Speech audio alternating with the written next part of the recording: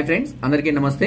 కొంతమంది కామెంట్లో అడుగుతున్నారండి, స్త్రీని తృప్తిపరచడానికి పురుషాంగ పరిమాణం ఎంత ఉంటే బాగుంటుంది అని చాలా మంది కూడా నాకు ఇది అడుగుతున్నారు. ఇంత ముందు కూడా నేను దీనికి సంబంధించిన చాలా రకాల వీడియోస్ కూడా చెప్పడం జరిగింది. ఇంత ఉండాలి అంత ఉండాలని ఎలాంటిది లేదు అండి.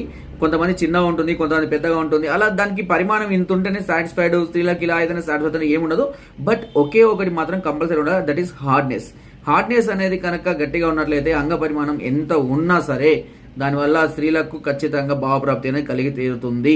సో కాబట్టి సైజు పరిమాణాల గురించి అనవసరంగా టెన్షన్ పెట్టుకొని ముందే మీరు భయపడి టెన్షన్స్ తోటి పెళ్లిళ్ళు చేసుకోకుండా చాలా మంది కూడా మ్యారేజ్లో దూరంగా ఉంటున్నారండి. సో అలాంటి ఏం చేయాల్సిన అవసరం లేదు. తప్పకుండా అంగ పరిమాణం పెంచుకునే అవకాశాలు కూడా ఉన్నాయి. దానికోసం నాకు కాల్ చేయండి. లేదా ఉన్నదాంతో తృప్తి పడతాం అనుకుంటే హార్డ్నెస్ మాత్రం ఖచ్చితంగా ఉందా లేదా అనేది మాత్రం చూసుకున్న తర్వాత మ్యారేజ్ చేసుకోండి.